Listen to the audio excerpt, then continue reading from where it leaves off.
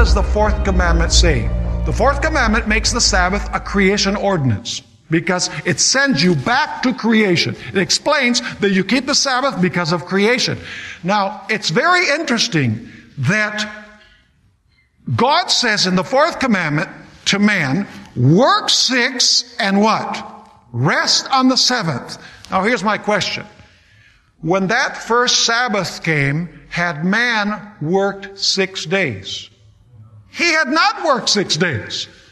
So could he keep the commandment technically that says work 6 and rest the 7th? No.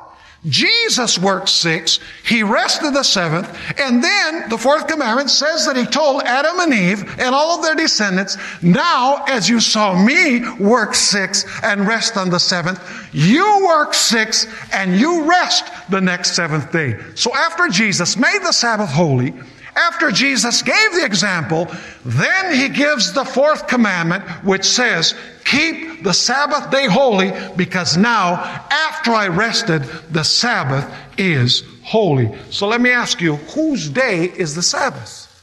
The Sabbath is the day of whom? Of Jesus, before it is the day of man.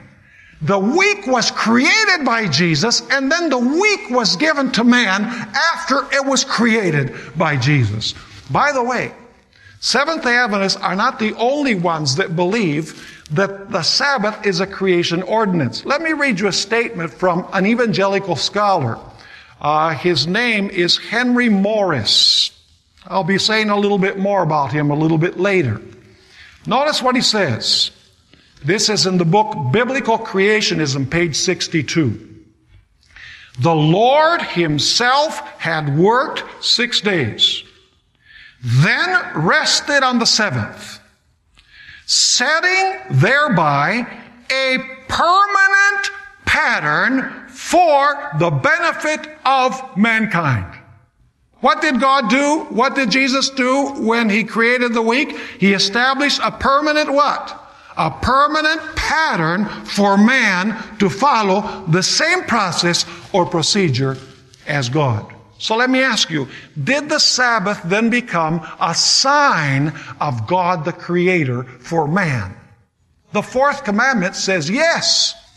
Because the motivation for keeping the Sabbath is because of creation.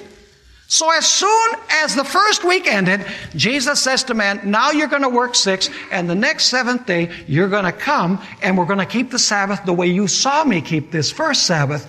And in this way, from then on, you are going to remember that I am the Creator. The Sabbath will be the sign that I am the Creator. And you will remember it from then on.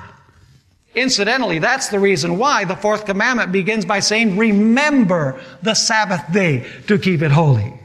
In fact, the Bible tells us that the Sabbath is a sign between God and His people. And I want you to remember this because we're going to come back to it in later lectures. Exodus 31 and verse 17. Exodus chapter 31 and verse 17. God says, it is a sign between me and the children of Israel forever. You say, well, that was for the children of Israel. But do you know that the New Testament says that those who are Christ's are Abraham's seed and heirs according to the promise? You can read it in Galatians chapter 3, verse 29. If you are Christ, you're Abraham's seed. If you're Christ, you are Israel. And so it says, it is a sign between me and the children of Israel forever. And then it says, he says why it's a sign.